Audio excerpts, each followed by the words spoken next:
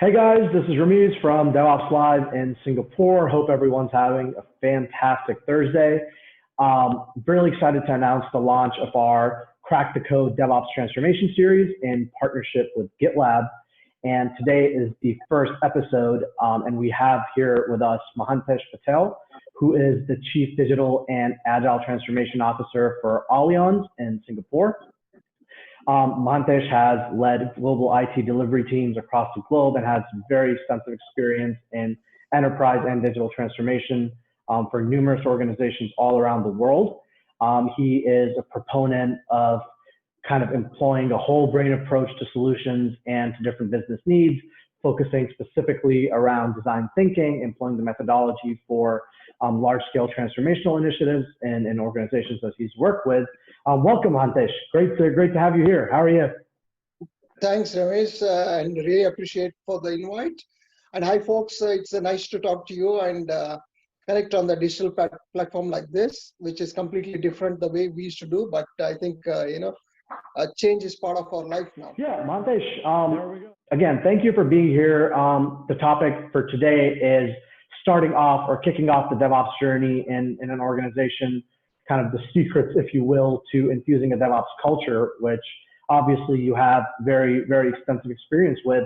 So just to kick things off here, I guess we hear a lot about DevOps transformation starting off the journey, and that seems to be kind of the biggest step that people oftentimes are hesitant to take or organizations shy away from. So in your experience, what is the best way for especially a traditional enterprise to kind of kick off this transformation? Yeah, very good question, because most of the times people struggle with this question, where to start from. I would say there are two ways of looking at it. One is any enterprise which wants to be a nimble and more agile-ish.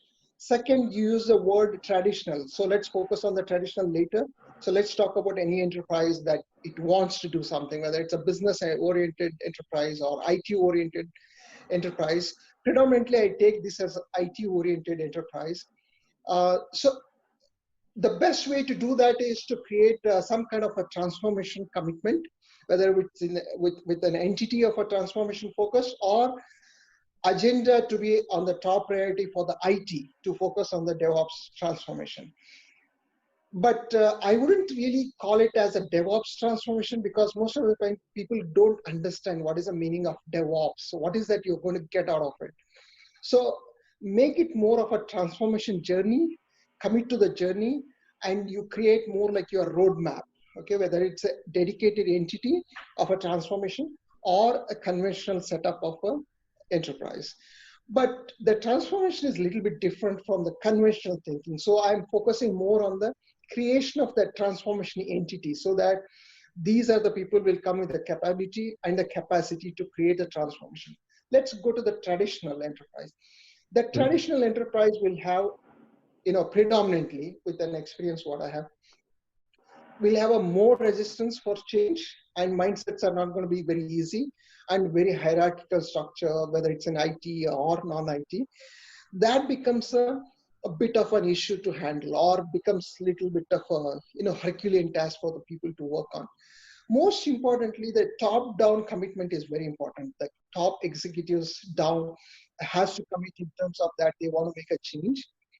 And instead of saying that, hey, we want to get on the DevOps transformation, the people have to focus on what should be the difference that we can make as compared to the previous year, in terms of whether we want to reduce the cost, we want to increase the throughput, can we deliver the business value quickly, or what is that we can take a leadership position in the market. So all these questions, if they ask, where are the pain points related to their, their journey that they have gone through in a couple of years, then that becomes a source of creation of a transformation.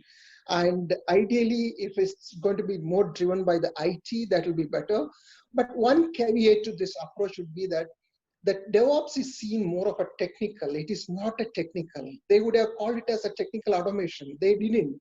They called it as a DevOps because it's a question of the processes. It's a question of your people mindsets.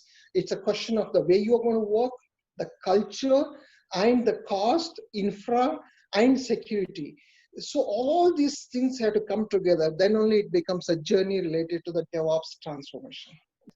Perfect. Yeah, no, thank you, Mahantesh. I think that actually ties in really well with our next question here, which is, I know you mentioned multiple times, the proof of concept, the research, and I think one thing that comes up time and time again on this DevOps transformation journey is getting the buy-in from the stakeholder side.